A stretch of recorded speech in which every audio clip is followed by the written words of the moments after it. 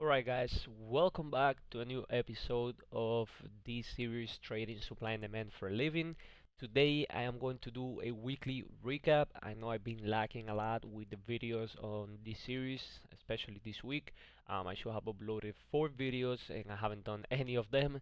So I'm going to upload like a recap and this is going to count just as one video. So you guys are going to have extra videos, alright? And I'm going to break down all 4 trades that I took this week. Tomorrow's NFP, so I'm not trading, so make sure that you guys pay attention to learn on this video. This week I'm pretty much like a break even, a little bit into profits, and I'm going to break it down now on how I'm a little bit into profits right now. Quarter 4 is literally treating me bad. Quarter 3 was way better. Supply and demand is not looking too good on quarter 4. So as always, make sure to subscribe. Make sure to also join the Discord if you want to take all these trades with me. All these trades were called live in the Discord. And also make sure that you guys check the course that we have about cutting losses if you want to maximize your gains and definitely become profitable in the market. It's a super cheap course and it will help you guys a lot. And it also has like a psychology session that I added up right there, so you guys have 2 in 1 for the price of just one. All right, and it's super cheap, super affordable, and it will change your trading for sure. So with that being said, it is dropping tomorrow, by the way, so we have a promo code for $50 off. But anyways, um, Monday I took a gold trade. This was a counter trend trade. So on Monday, gold were pretty much bullish, but at this stage right here, we had 2 days where gold was just consolidating from like these lows right here to these highs right here. All right, and we can see this is on the 15-minute chart. We can see the 200 EMA cutting right through the middle. So it means that we are in consolidation. So what happens every time that gold comes all the way to the top? It creates a high, creates another high, and now it was creating another high. So when I saw this, I'm like, okay, the first high was right here. The second high was lower than the previous one. So now it looks like we're creating a high lower than the previous high that we had over here in the middle.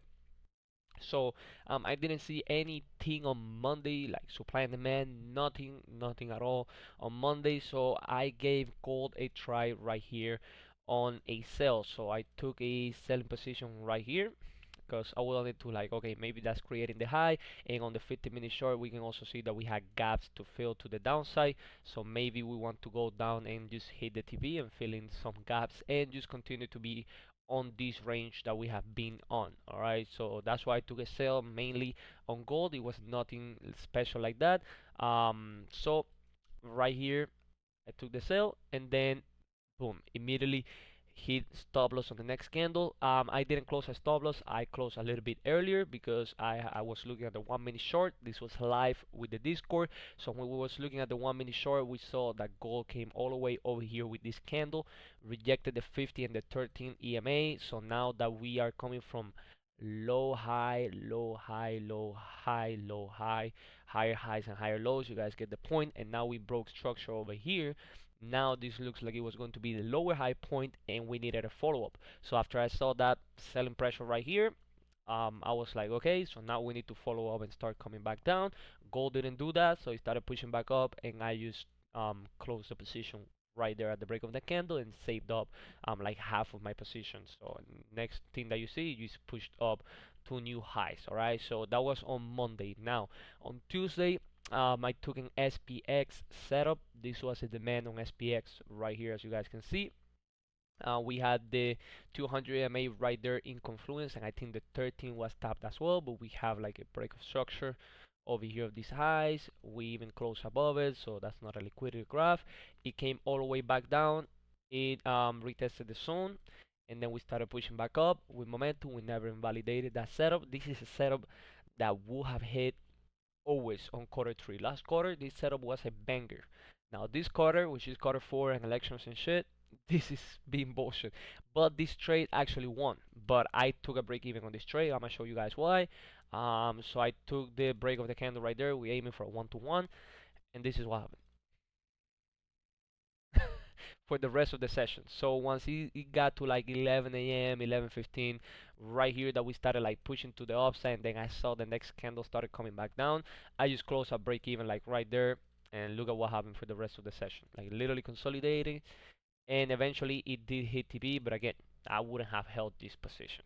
If I'm being honest, I wouldn't have held this position. So either way, I took a break even right here as soon as I saw some consolidation. I just took a break even right there and went about my day. All right, so this was on Tuesday. It was Tuesday break even. So we're coming from a small loss on gold and then break even on Tuesday. Now Wednesday, sorry, we had a liquidity graph on gold. I called a liquidity graph on gold right here on the signals group, and it played out very well. Played out very well, but when I was live, I wasn't really confident about taking a liquidity graph below the 200, the 13, and stuff like that. So when I called it, as I was live right there on the Discord, I said, okay, you guys can take this liquidity graph. This is the best looking setup as of right now. But I'm most likely going to wait to see if we can close above the 200. Why? Because I see like gold is kind of like, again, it's coming back down, comes up, comes down, comes up. Maybe we can start coming back up, and this was looking like a double bottom pattern. So I was hoping for that, and I'm like, okay, if we close above the 200 EMA, then most likely I will take the position, since we are going to be back above the 200, which is for me the most important EMA is the 200. So one of the teams, like right here, it broke below it, then got back above the 200, then pushed all the way to the upside. That's what I was looking for on gold, but again, it didn't happen, and I'm gonna show you why this was a loss. So the liquidity graph actually won, as you guys can see right there. It hit TP, so people on the signals group that took it, they won. Never hit your stop loss, but my entry on this trade was on the closure above the 200. So it was actually on this candle.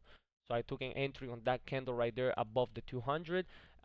And I was aiming for literally just a one-to-one. And what was giving me confidence to hold this trade as well was that we had gaps to the upside. And overall, like if you look at the structure, gold is bullish on the higher time frames. Like we're super bullish. So I'm going with the trend. We have gaps that we need to fill up to the upside, and then we also have the 200 MA which we just broke. So that's what was giving me confidence, and we also have like a 5 minute liquidity graph with a 15-minute liquidity graph. So if you can look at the 15-minute as well, look how beautiful that liquidity graph on the 15-minute is looking. Break of the candle is about to be right there, so everything was looking perfect on gold. All right, and we had a perfect TP right there. So at this point, I entered the trade, had my stop loss right there. We went so close to stop loss, I held the position. I didn't have any other way to like cut the loss or anything. Back up break even, then went up, came back down, and then eventually you hit the stop loss. So that was the loss. And then now today, I took this trade on US30. So we had a break of structure right here. We had a supply right here on US30. This was today. After the New York Stock Exchange opened, it tapped, and then now, like literally 1 2 minutes later, it just broke the candle low, and then it hit a 1-to-1. I took a 1-to-2 really quick, like on this scalp right here, just one candle hit a 1-to-2.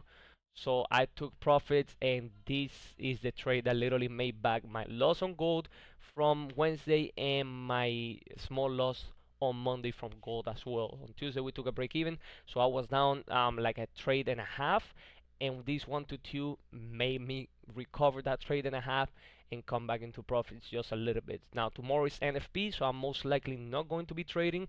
But this was a crazy trade, and the crazy thing about US30 is that it left another supply, which you guys can see over here, which then it came back, rejected, and literally won as well. So US30 today, shout out to US30 today, because it literally went like it's crazy. It went crazy with supply and demand. Finally, some good supply and demand setups. I needed this for sure. So yeah, tomorrow is NFP. Next week we have elections. So please stay safe, guys. Elections on the US can be really unpredictable. So stay safe. Let's keep getting the bag, and I'll see you guys in the next video. Don't forget to like and subscribe, and join the Discord in the description. Take care. Peace.